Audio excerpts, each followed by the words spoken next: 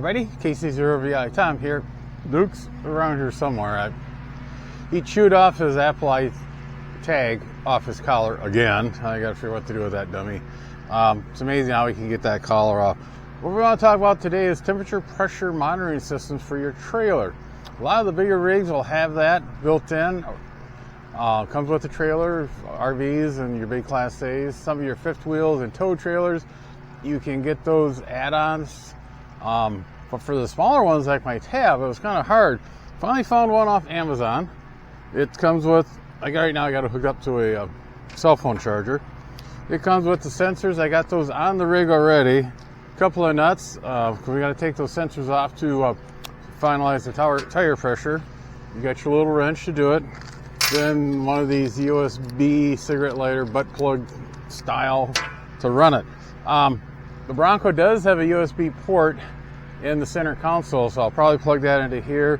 It came with a neat little mount that goes on the dash, and this is a magnetic end that snaps on so you can pull it on and off real quick.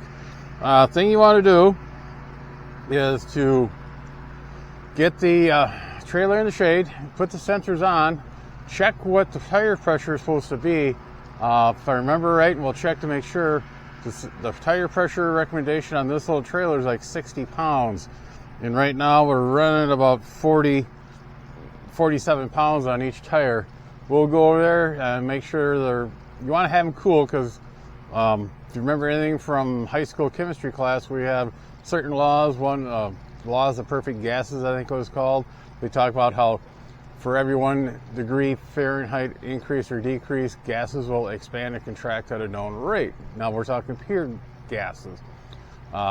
NASCAR and a lot of the other motor racing community will run nitrogen in their tires. It's all nitrogen, and they know at the correct tire pressure, the bottom of your tire is flat across the roadway, giving you the best footprint. You got more rubber to the ground.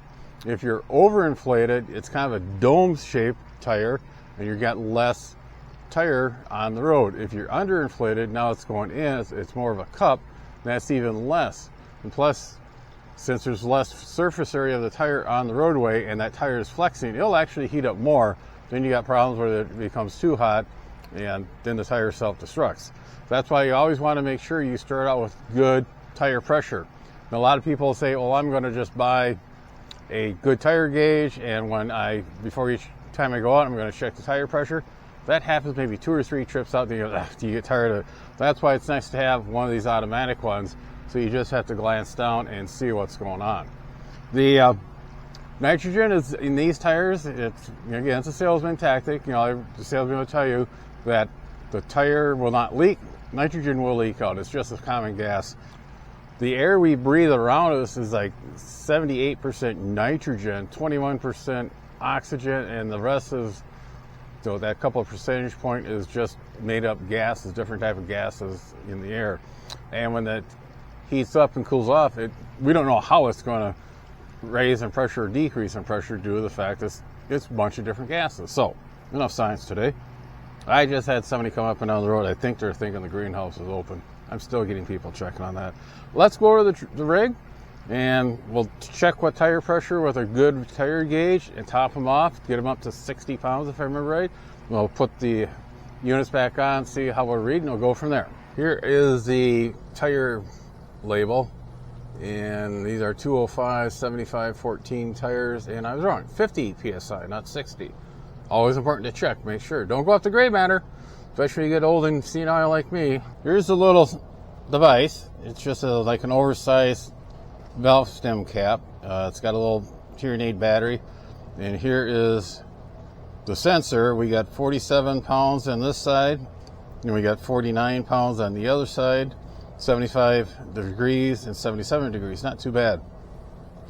This was sitting outside for a little bit this morning, so I got it back here in the shade to cool off. When you do this to check your tire pressure, you should always do it when the tires are cold. First thing in the morning if you remember it, or if it's inside a building where the sun has been setting on it. So let's get the airline out here and let's bump these up to 50. As soon as I took the sensor off, the indoor unit started beeping and everything. This filler has a real, and it's fairly accurate. I'm quite impressed. And I just topped it off. This was reading 50 and the sensor is reading 47. So we'll put on there real quick and see if we can't get that to link up. Silence that. And it should read here. There we go. Now we're at 49. We're 1 pound off, so we'll get another shot. This time, I'll put one of those secure nuts on the back, and that way, when we get it up to 50, we'll run that nut forward to hold it so it doesn't fall off running down the road. 50. We got the sensor back on the nut. I'll take that wrench and tighten this one up. The gauge was reading 53, so it's linear across for we can be a couple pounds heavier. It's not going to be or more pressure than what's rated. It's not going to be that bad. Okay, we got 50 pounds at 77 degrees. We got the sensor back on. My tire gauge on the air pump was reading 53, and when we started, before we started this, that was reading 50, and the sensor is reading 47. So it's a linear increase. So we know it's good. They're trackable between the two. We'll go at 50 on this, just make it easier. Or my ADA will just go nuts in the car. Let's tighten up the nut on the back side. I'll go and do the other side. We got the sensor back on. The gauge on here was reading 50, and the sensor was reading 49. And we'll see how close we get here. And the other side is looking good. It takes, like I said, I think they beacon every 30 to 45 seconds, and I went down. Okay, I must have lost some putting. When you put these sensors on and off, you do get a blast of air out of the tire, so we'll give it another shot. Well, we got the sensor back on. We're at 50-50. I'll pick up my stuff, and we'll go in the front of the Bronco, and we got the nut on tight, so let's go. In the Bronco, in the center compartment, there's two USBs for power only. So we'll run that into there. Then we'll let that boot up. We'll put the tray back in, and we'll sink that cable through the little. Do a little work on that one. We got two hands, and like I said, we'll just kind of have that laying here, maybe. That way, going down the road. Okay, that one tire came up, and that's. The sun's on that side of the tent. That is getting warmer in there. So, but again, this was $45 from Amazon. By the time shipping all that was under 60. Sales tax. Nice little deal. Peace of mind. It's automatic. You'll be able to do it. And when we're not pulling the trailer, I can unplug this and set this in the camper with the rear camera, and it's just going to be a lot easier around the road. And if it feels funny, I can look down and see the temperature and the pressure, see if we got a tire going bad or low or overinflating, getting too hot. And there you go. Simple little project, under $60 if I remember right. By the time we got everything up, for sure under 60.